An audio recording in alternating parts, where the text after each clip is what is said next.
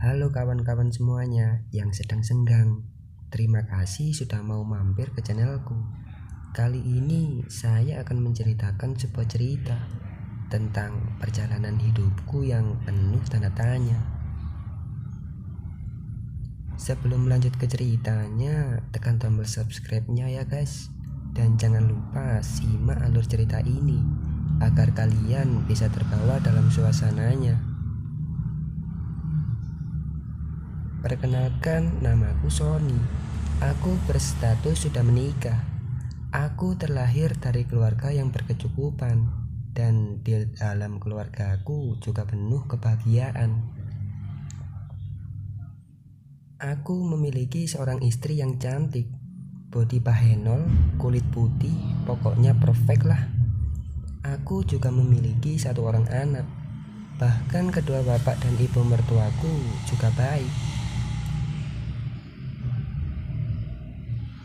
Aku juga memiliki rumah sendiri tanpa bergantung kepada orang tuaku atau mertuaku. Mobil aku juga punya dua, satu mobil Xenia dan yang satu mobil Honda Jazz. Dan dengan berjalannya pernikahanku yang hampir 10 tahun ini, kehidupanku juga tetap hidup bahagia. Usahaku juga semakin berkembang pesat. Bahkan aku juga merasa semuanya sudah aku dapat. Dan bisa dibilang aku orang kaya 7 turunan yang kekayaannya gak akan habis-habis sampai ke 7 turunan. Dan semua kebahagiaan itu kini sirna seketika akan tingkah lakuku sendiri. Mungkin karena aku merasa paling kaya hingga aku lupa bersyukur kepada Tuhan. Mungkin dengan cara ini Tuhan mengingatkan aku untuk sadar atas apa yang aku miliki tak akan abadi, karena sesungguhnya seisi dunia ini hanyalah titipan. Kala itu memang uangku banyak, usahaku juga semakin sukses. Sampai-sampai dengan banyaknya uang itu, aku telah menyakiti hati istriku di belakangnya. Tapi ini benar adanya, aku sangat merasa jenuh. Bahkan aku melihat istriku saja bosan.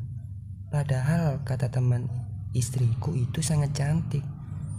Kuakui istriku emang cantik, tapi memang aku sudah bosan. Dan aku ingin mencoba yang lainnya, karena bagiku aku sudah memiliki semuanya. Dan apapun yang aku ingin aku beli, termasuk wanita. Kala itu aku sangat egois sekali. Aku tak pernah memikirkan perasaan istriku, karena aku melakukannya dengan berhati-hati tanpa sepengetahuan istriku. Dan istriku sendiri tidak mencurigaiku sedikit pun, karena kebutuhannya mulai dari uang, kebutuhan rumah tangga yang lainnya sudah kepenuhi semuanya. Aku juga sangat pintar berakting di depan istriku. Aku selalu berpura-pura baik padanya, karena aku sendiri juga tidak berniat untuk melukai hatinya di depannya. Tapi semua ini karena kebosananku. Ditambah aku juga memiliki uang yang banyak. Bahkan Mbak Erna tetangga sebelahku pernah kujadikan makananku. Kala itu aku mencoba lagi untuk berkunjung ke rumah Mbak Erna tetangga sebelahku.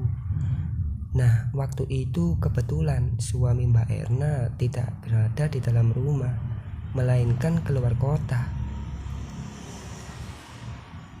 Ketika itu aku dipersilakan masuk, dan ketika itu aku juga disuguhi minuman kopi hitam. Ya, aku sendiri tanpa basa-basi lagi, aku langsung bilang pada Mbak Erna, oh iya Mbak, kalau kamu butuh apa-apa kamu bilang saya ya. Nanti saya belikan, tapi jangan bilang ke suamimu ya. Mbak Erna, yang bener mas, nanti istri mas marah loh sama aku. Iya beneran, ya jangan sampai tahu dong. Tak lama kita mengobrol, aku beranjak pulang. Dan dalam beberapa hari kemudian, Mbak Erna menghubungiku kalau dia membutuhkan bantuanku. Aku sendiri juga tak berani untuk menemuinya. Waktu itu aku suruh Mbak Erna untuk menemuiku di warung nasi pecel milik Mbak Ayi. Nah, tak lama kemudian kita berdua bertemu. Namun ketika itu aku tidak membantunya langsung, melainkan aku memberinya sebuah syarat yang harus dipenuhi sebelum aku bantu. Nah, saat itu kebetulan Mbak Erna lagi butuh duit 2 juta. Aku sendiri juga tidak keberatan asal dengan syarat. Aku sendiri juga tak menyangka ternyata Mbak Erna menyetujui persyaratan dariku. Mbak Erna mempertaruhkan mahkotanya hanya demi uang. Ketika itu aku sangat senang sekali karena Mbak Erna adalah wanita yang cantik, yang memiliki perawakan kayak artis-artis TikTok. Apalagi bumper bawahnya juga bom banget. Setelah semuanya usai terlaksana, aku lalu memberikan uang itu padanya dengan cuma-cuma tanpa ada hutang di antara kita. Tapi jika mau bantuanku, tinggal penuhi syarat saja. Nah, ketika itu aku juga tak menyangka adik istriku tiba-tiba juga ingin pinjam uang padaku. Awalnya aku bilang tidak punya uang karena adik istriku minjamnya ke istriku. Tapi lalu istriku bilang ke aku kalau adiknya pinjam uang. Aku pun pura-pura bilang kalau tidak punya uang. Istriku lalu dengan berat hati bicara sama adiknya kalau suaminya tidak mempunyai uang. Setelah adiknya pulang dari rumahku, sebelumnya itu aku juga memiliki nomor WhatsApp-nya. Lalu ku telepon adiknya secara diam-diam agar istriku tidak tahu. Sebut saja nama adik istriku Lala. Aku, halo lah, katanya kamu butuh uang. Kalau boleh tahu, kamu butuh berapa? Lala, iya mas, aku butuh uang 1 juta aja mas. Aku, sebenarnya mas ada uang lah, tapi ada syaratnya. Ya kalau kamu mau aja lah, mas juga tidak memaksakan. Lala, emang apa mas syaratnya? Aku, gini aja lah, kita bicarakan langsung aja. Sekarang kamu di mana lah? Lala, iya mas, aku masih di jalan di pertigaan gang mas. Aku, kamu tunggu sebentar, mas samperin. Lala, iya mas, aku tunggu, jangan lama-lama ya. Aku, oke lah. Tak lama kemudian aku izin keluar sama istriku. Istriku pun memperbolehkan aku untuk keluar. Aku pun lalu bergegas menemui Lala di pertigaan. Ketika itu aku langsung menjelaskan semua syarat yang harus dipenuhi. Setelah Lala mendengar syarat dariku, Lala hanya diam saja. Aku, kok diem lah? Kamu mau apa gak lah? Lala, iya mas, aku mau. Karena aku sendiri sangat membutuhkan uang itu. Aku, ya udah kita cari tempat sekarang ya. Nih kita cari tempat parkiran motor dulu buat parkirin motor kamu. Lala, iya mas. Ketika itu pun aku dan Lala mencari tempat parkir. Setelah itu kita berdua mencari sebuah penginapan. Sesampai di penginapan, aku langsung memesan kamar untuk bermalam. Nah, di saat itu aku sangat kaget sekali. Ternyata Lala masih segel, kayak HP baru yang baru dibeli. Wih, untung banyak aku kalau dengan harga 1 juta. Ketika itu aku juga kaget. Lala yang terlihat agak berat melaksanakannya, ternyata dia suka juga. Bahkan aku dibuatnya melayang-layang ke awan. Memang pintar adik istriku ini, gak jauh beda dengan istriku. Setelah semuanya sudah terlaksana, kami berdua buru-buru pulang karena hari semakin larut. Nah, dalam beberapa bulan ada yang meminjam lagi, yaitu ibu mertuaku sendiri. Ibu mertuaku ini sangat cantik dan masih segar, karena ibu mertuaku dulunya pelatih senam aerobik. Makanya dia masih terlihat awet muda. Aku sendiri saja terpana akan kecantikannya. Kala itu ibu mertuaku butuh uang 700, katanya buat bayar arisan. Kala itu aku juga bilang kalau aku tidak punya uang, tapi ibu mertuaku tetap saja memohon padaku. Aku sendiri sebenarnya kasihan, tapi apa boleh buat, aku juga ingin mencobanya. Nah, pas aku bilang aku pinjami, tapi ada syaratnya. Ketika itu pun ibu mertuaku langsung marah. Aku sendiri ya gak masalah, kalau gak mau ya gak apa-apa. Ketika itu dalam hatiku juga berharap agar ibu mertuaku juga mau dengan syaratku, karena aku sangat penasaran sekali. Mungkin yang lebih tua lebih pengalaman. Tapi tiba-tiba mertuaku langsung berdiri dan meninggalkanku di ruang tamu. Ibu mertuaku langsung pulang tanpa sepatah kata apapun. Aku sendiri merasa bersalah, dan dalam beberapa jam ibu mertuaku menelponku kalau dia menerima syarat dariku.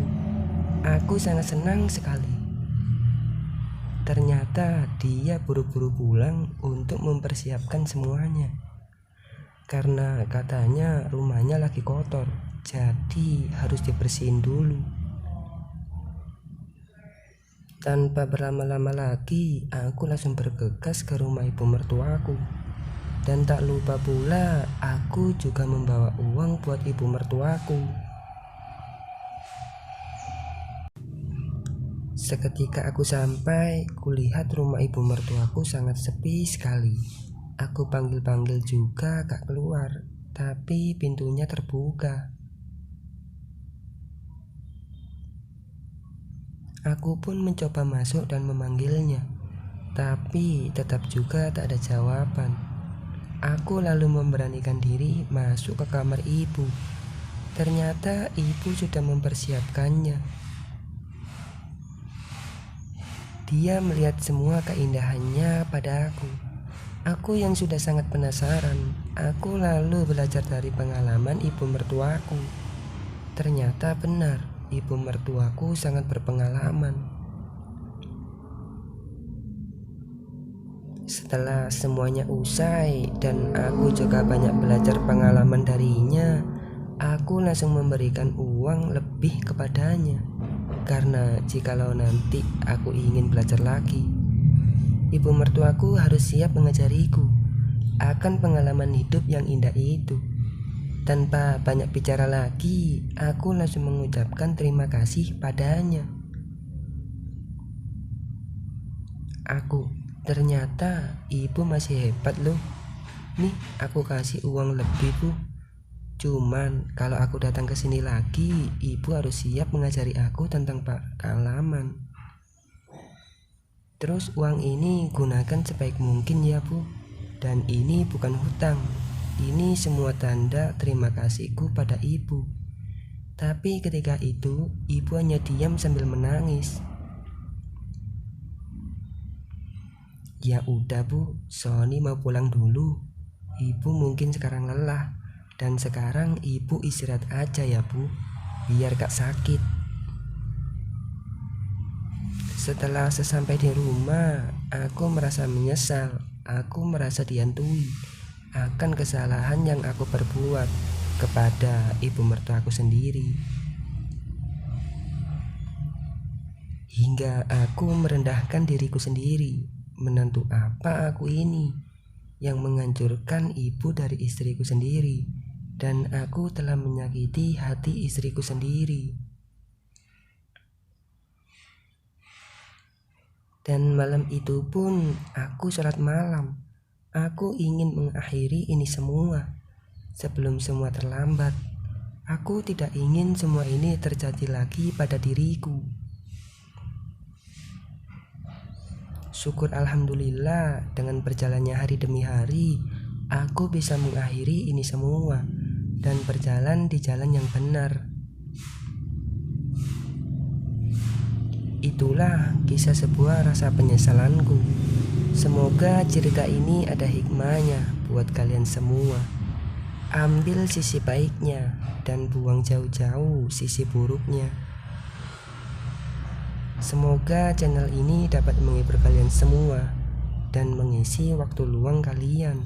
Terima kasih sudah mengikuti alur ceritanya. Sekian dan terima kasih.